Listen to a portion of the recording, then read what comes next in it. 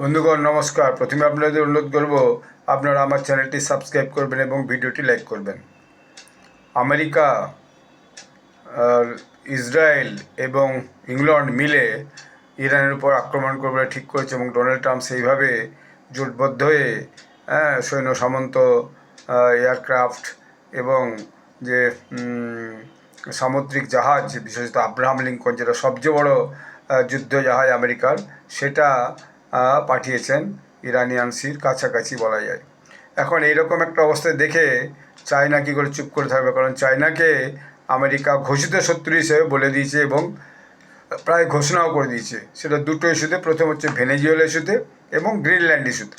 ফলে চায়না এই সুযোগটা কেন হাতছাড়া করবে? হাতের পাঁচ সুযোগ যাকে বলে, সেটা কেন হাতছাড়া করবে? তো অবস্থায় চায়নাও কী করলো, তাদের যে DF-21D মিসাইল, সেই মিসাইলস ইরানকে সাপ্লাই করতে শুরু করলো এবং এই মিসাইল সাপ্লাই করার ফলে ইরানের যে দুর্বলতা ছিল যুদ্ধক্ষেত্রে, সেই দুর্বলতা অনেকটা কেটে গেছে এবং এতে ইউএস আব্রাহাম লিঙ্কন CVN-72 যে জাহাজটা ইউএস পাঠিয়েছে ওই ইরান সমুদ্রের কাছে, তার কিন্তু ভয়ানক একটা ড্যামেজ হতে পারে। মানে যে কোনো সময় যদি এই মিসাইল দিয়ে আক্রমণ করে ইরান, তাহলে কিন্তু সেটা হচ্ছে যে আমেরিকান যে যুদ্ধপথ, সেই যুদ্ধপথ কিন্তু একদম ভেঙে টুকরো টুকরো সমুদ্রের জলে মিশে যাবে।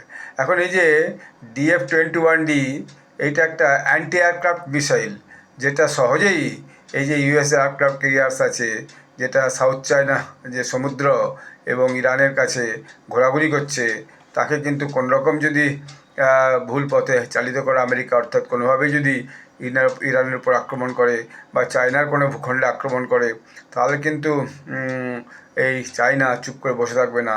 ইরানকে পূর্ণ সমর্থন করে আমেরিকার সঙ্গে কিন্তু যুদ্ধে জড়িয়ে যেতে পারে, এরকম একটা সম্ভাবনা কিন্তু তৈরি হয়েছে। ফলে ওই অঞ্চলে সাউথ চায়না সিতে যে দুই বৃহৎ শক্তি, তাদের মধ্যে একটা বেশ বড় টেনশন শুরু হয়েছে এবং প্রায় বলা যায় যুদ্ধ পরিস্থিতি তৈরি হয়েছে। এটা গত কদিন ধরেই চলছে। আজকে এইটা একটা নতুন ডেভেলপমেন্ট। ধন্যবাদ।